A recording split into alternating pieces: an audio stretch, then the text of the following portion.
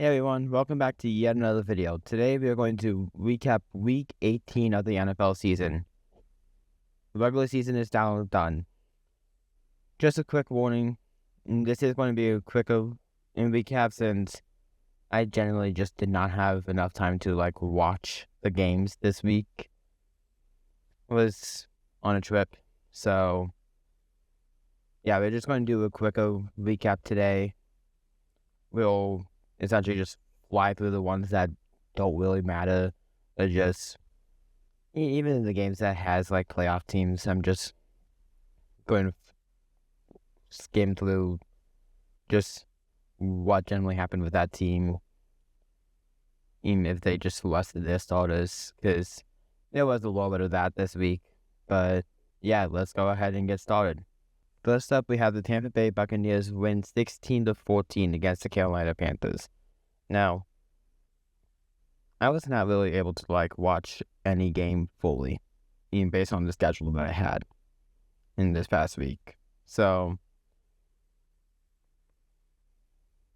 yeah, there's going to be at least a little bit. So just purely looking at the stat sheet and all that. There is something that I did see though throughout in bits on TikTok or whatever with the penalties that the Panthers had.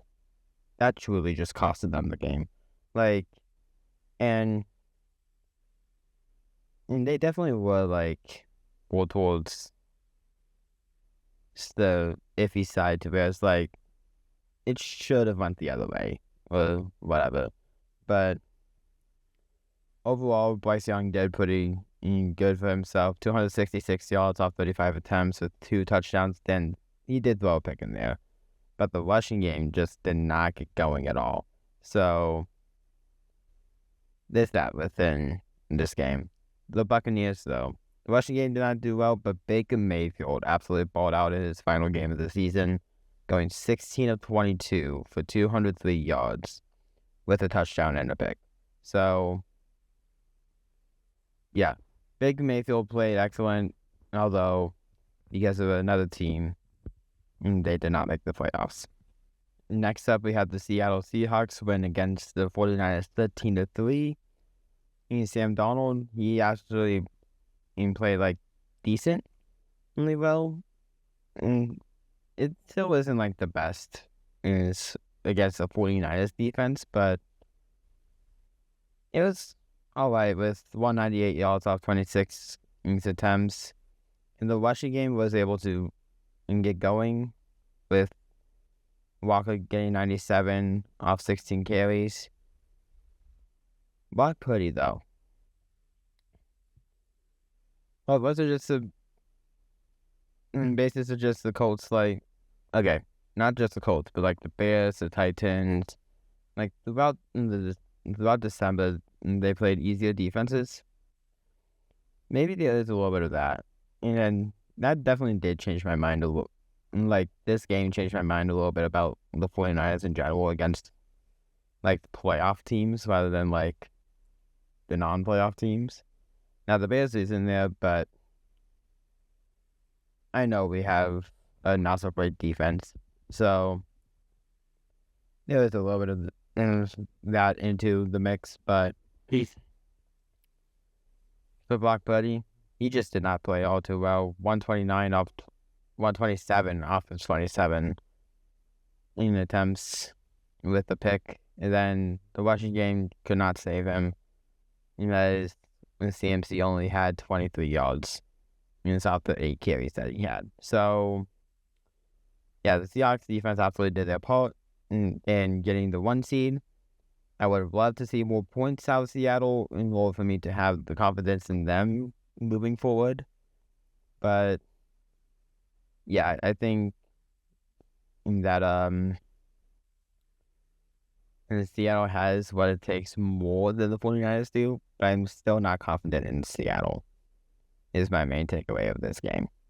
Next up, we have the Falcons win 19-17 against the Saints. And based on the box score, I definitely would have thought the Saints would win if you took away the score part of it. Because Tyler Shuck played better than Kirk Cousins. The the Saints rushing game played better than the Atlanta rushing game. What exactly happened? Because I because like I've been saying before, I was not able to watch any of the games that much, to where I just don't know exactly what happened. Actually, what happened? Maybe a turnover? Is that what is it? I'm really trying to figure it out, guys, because okay, penalties is about similar. The turnovers, yeah, they did have one more. The Falcons, they exchanged the turnovers over here. Where was the other turnover?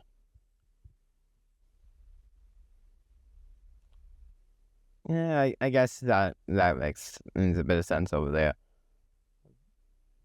Okay, so maybe there's a little bit of the Falcons getting that field goal off, and the Saints turnover absolutely getting that bit, because honestly,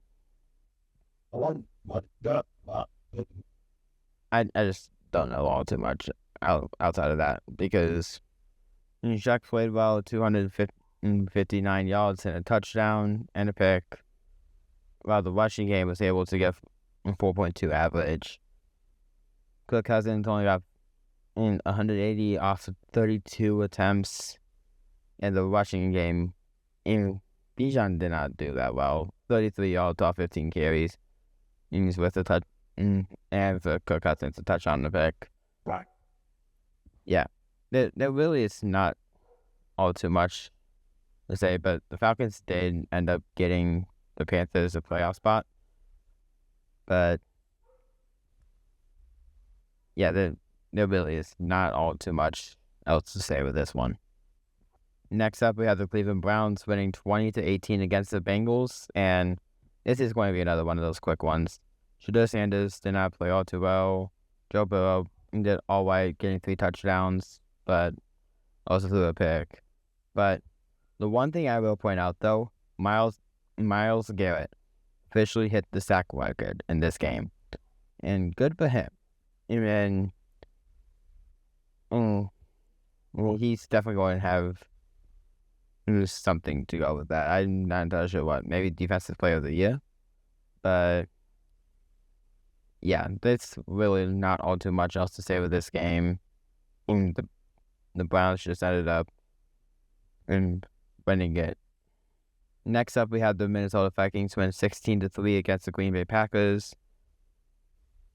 For the Packers, is simply just the backups, so there's really not much else to say with this one. But the Packers just went to get the field goal at the end instead of just taking the 0 points, but whatever. And with that bit, I heard about that part. And then for the Vikings, JJ McCarthy started, but then he got injured. Max Bosberg came in, and they really had more of an easy game, considering the Packers. And it was starting Clayton Tune, Emmanuel Wilson, none of the starters playing, so makes sense that the Vikings would win this one. And yeah, there's not all too much else to say with this one. Next up, we have the New York Giants ruining their tank, winning against the Cowboys 34-17. Yeah, and like I said with numerous times now, I did not watch too many games, so I do not know exactly what happened between Prescott and Milton. I don't know what happened to where Milton was playing snaps, but okay, so maybe the Cowboys is just playing backups throughout the whole time, pretty much, because Jaden Blue, he did not have that many carries throughout the year, right? Yeah, no, he only had 38 carries throughout the year. And then Illinois, yeah, that's definitely someone that you would not think he got a lot of a lot of targets this year.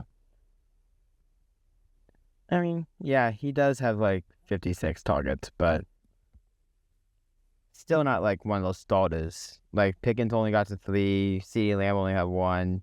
Okay, it's just that the Cowboys just less of their starters. And then for the Giants, yeah, Dodd played well. The Washington game played well, and the Giants just dominated this game and ruined their tank for the 1 pick. Next up, we have the Jacksonville Jaguars win 41-7 against the Tennessee Titans, and honestly, this one was just the Jaguars trying to get a win, potentially for the division, potentially for the 1 seed, but definitely for the division, and they just absolutely dominated. And Brandon Allen got a lot of those snaps. Okay, why? Why didn't Cam Ward not get that many? Anyways, Tony Pollard didn't do all too great in this game. And yeah, Trevor Lawrence just absolutely played well. 22 of 30 for 255 yards and 3 touchdowns. And the Jaguars rushing game really needs to improve in my mind. But they've been able to score points without a super dominant run game throughout the year. So kudos to you guys. But yeah, Lawrence has been popping off recently, and the Jaguars has the 3 seed. We'll see how they play in the wild card, but yeah, the Jaguars dominated this game. Next up, we have the Houston Texans win 38-30. The Texans, they got a win, but it wasn't enough for the division, as the Jaguars did win against the Titans, like I said before. C.J. Stroud ended up having 169 yards and a touchdown. And the rushing game was actually able to get going a bit, but British Brooks, it was that. Houston's run game is like so confusing right now because you had Jamal Jordan lead 1 week, and Woody Marks is like, I would think it's the starter overall, but British Brooks, you just never know. And for the Colts, Riley Leonard got 270 yards off 34 attempts, 2 touchdowns and a pick, and Jonathan Taylor just he was going for that in Offensive Player of the Year, maybe even MVP beginning of the year, but now that's just not happening. He has had a great fall off from that first half of the season. Like, he truly has not played well throughout the second half of the season. But going away from that, the Texans did end up clinching the 5 seed with the win.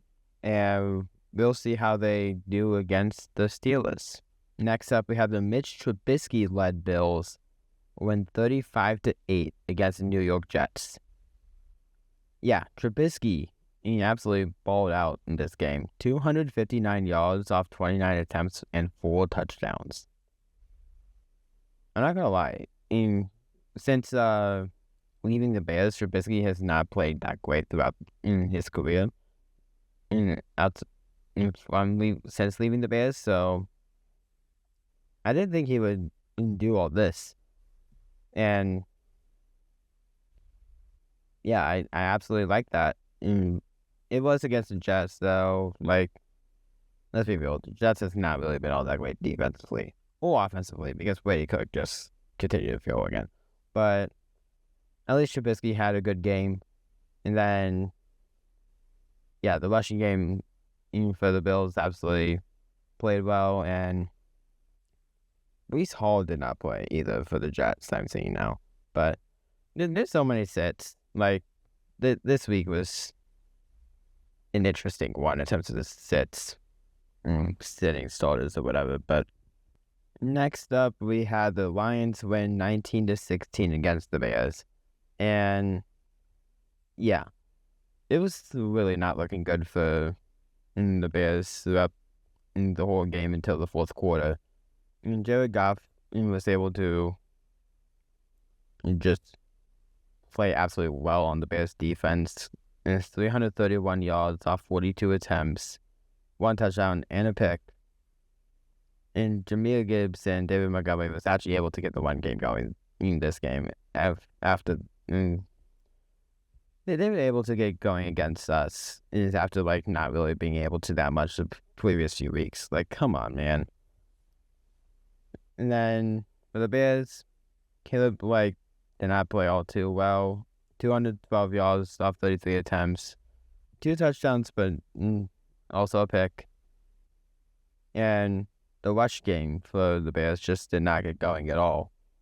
And DeAndre Swift at least got to 40 off the 10 carries, but another guy only got 14 yards. So maybe it was the difference of the rushing games, because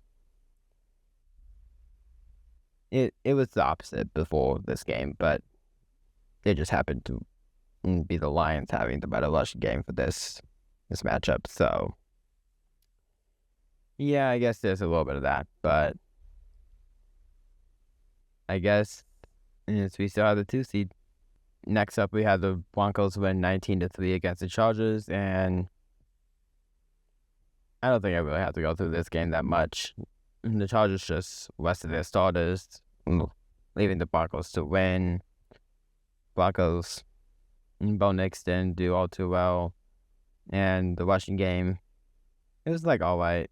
RJ Harving, though, he had the most carries, but only had the most yards.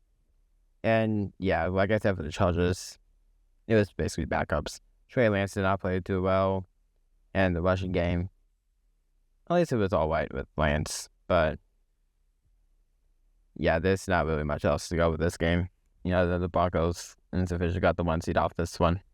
Next up, we have the Las Vegas Raiders win 14-12 against the Chiefs, and the first thing I see is Shane, not even going to pronounce his last name because I don't know. Yeah, he got quite a bit of snaps. So you split between the 3rd and the 4th string QB. Okay. And I guess Shane did play better. And yeah, honestly, for the Chiefs, this was just it was not a good game for the Chiefs. The Raiders was they actually started Aiden O'Connell over Kenny Pickett. Or at least O'Connell played most of the snaps. Gentry, at this point, he hopes to have a better season, because this was not a good rookie season for Gentry, but he had 87 yards off 26 carries for this game, so good for you, I guess. And yeah, the Raiders, even though they won, because the Giants won before, they still had the number 1 pick. So yeah, the Raiders is going to be able to get their guy. Next up, we had the Los Angeles Rams beat the Cardinals 37-20. At first, it was a little bit on the closer end based on the scoreboard, 3-3. And I think I remember it getting to 6-6 based on when I saw the scores. It was at one point. Again, I didn't have enough time to watch the games that much, but Matt Stafford did all right, having 259 yards off 40 attempts, but also having 4 touchdowns in there. And then Kevin Williams played about himself, 60 yards off 12 carries. And the Cardinals, 243 yards off 31 attempts for Jacoby. And then 29 yards off 2 carries for DeMarcado. And that was probably most of the rush game for the Cardinals, as Michael Carter had 7 carries but only got 18 yards off that. So yeah, there's at least a little bit of that, but all of the Rams just blew out the Cardinals in the end of the season. At this point, the thing is with the NFC, you just never you just don't know who's like truly the top of the conference right now, because none of the West teams I'm like overly confident in. I'm not overly confident in the Bears, it's based on how they've been playing recently. The Eagles have okay. Who knows who's going to make the Super Bowl this year, honestly. And I have a feeling the Rams is probably one of the favorites still, but like, you just don't know. But overall, the Rams just played well in this game, and the regular season on a strong note. Next up, we have the Patriots win 38-10 against the Dolphins. Drake May absolutely played well in this game as well. 191 yards off 18 attempts. And Dobbs even got some snaps in there, but I'm pretty sure that was after May did all that work. So, watching in-game for New England, Ramondre Stevenson getting to 131 yards off 7 carries. I think the Patriots is one of those teams to look out for. And based on what I think the wild card will go, I think their divisional round matchup might be like who takes the AFC. Because I definitely think the AFC is between the Patriots and the Jaguars. Because as of right now, I feel like the Patriots and Jaguars should win their wild card matches. It's a little bit tougher with the Jaguar side of things, but I feel like the Patriots should have the easier matchup of those two in terms of just who they face in the wild card. But I think if the Patriots and Jaguars play against each other, I feel like whoever wins that matchup would be in the AFC representative of the Super Bowl. But I'll have those predictions stand on Friday, as I'll do that particular video on Friday this week. But for now, the Patriots just absolutely dominated in this game. Next up, we have the Commanders who winning against the Eagles backups 24-17. I want to say that I called this one within my picks for this week with the Commanders winning, as Josh Johnson got to 131 yards off 22 attempts, but that really isn't all too great. Well, Tanner McKee got to 241 yards off 40 attempts. And it's himself being around the same amount of productivity between the two of them. And for the rushing games, Philadelphia's was better throughout the game, but actually, I don't know. But yeah, Philadelphia's was better rushing. Meanwhile, Washington did not have like the best rushing game out there either. I guess. Hold on. Jake Moody's on the Commanders now. Did not see that. But you know what? Yeah, the Commanders ended up winning and putting the Eagles back to the 3 seed. And finally, we had the Pittsburgh Steelers win against the Baltimore Ravens 26-24. Now, I was able to see the ending of that, which at least that's the most exciting part of what this game was, based on what I'm seeing here within this part. But Lamar Jackson actually played pretty well. 238 yards, 3 touchdowns. Now, the completion percentage wasn't exactly there, but he ended it off pretty good.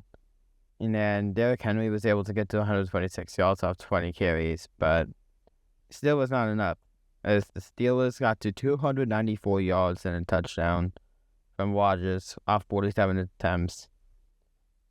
And Jaylen Warren got 66 yards off 14 carries. Now, the big play that absolutely went with this game. You know what? When I said it was not enough between these two, it should have been. It really should have been, because Tyler Loop missed the field goal late that lost the Ravens this game. And now Harbaugh is fired from that as well. And I just realized I never even said within those other teams is like the coach is getting fired. Oh well. But yeah, Harbaugh was fired after this game. And it was like, based on the wording, you said it was like mutually decided, but I'm not entirely sure and how mutual it was. But overall, and Harbaugh got fired after this game, but Tyler Loop just stole the Ravens this game. And yeah, the Steelers ended up making the playoffs. And they're the 4th seed, and they will face the Texans. And with that, that will be the end of this video. If you haven't hit the like button, please make sure you do so. Hit the subscribe button, and I'll see you guys next time. Bye.